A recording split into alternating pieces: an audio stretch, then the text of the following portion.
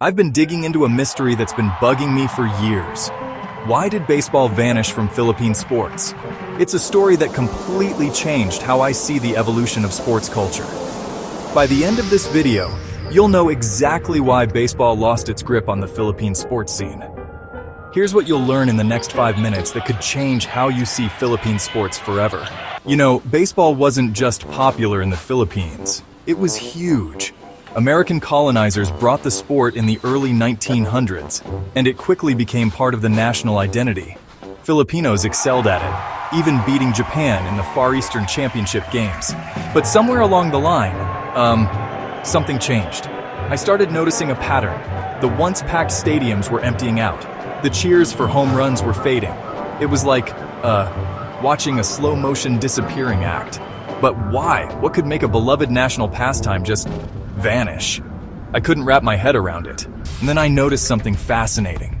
As baseball was fading, another sport was taking center stage: basketball.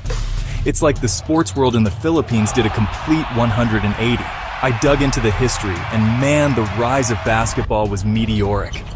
From the first professional league in 1975 to becoming the undisputed king of Philippine sports. I want to show you something interesting. While baseball fields were turning into ghost towns, basketball courts were popping up everywhere. In every barangay, on every street corner. It's like the whole country collectively decided to trade in their bats for basketballs. But why? What made basketball so irresistible? I had to find out. As I dug deeper, I realized it wasn't just one thing that killed baseball. It was a perfect storm. Media coverage shifted dramatically. Suddenly, baseball games were barely getting airtime, while basketball dominated the sports channels. And you know what follows media attention? Money. Sponsorships, investments, all of it started pouring into basketball. But it goes deeper than that. There was a cultural shift happening. Basketball fit better with the fast-paced urban lifestyle that was developing. It was cheaper to play, required less space.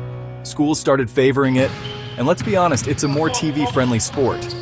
Faster, more dynamic. In a world of shrinking attention spans, baseball, well, it started to feel slow. I could see why the shift happened, but it still felt like a loss.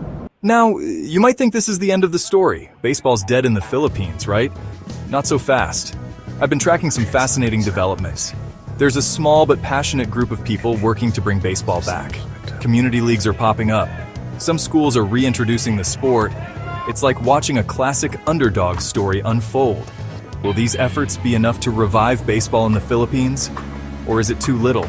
Too late? That's where you come in. I want to hear from you.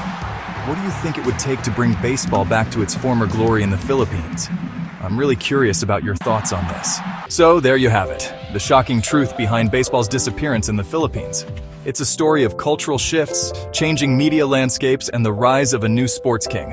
But the final chapter hasn't been written yet. Which solution do you believe could bring back baseball's glory? Comment below and I'll personally respond. Don't forget to subscribe for more stories on the changing face of Philippine sports. Until next time, keep swinging for the fences.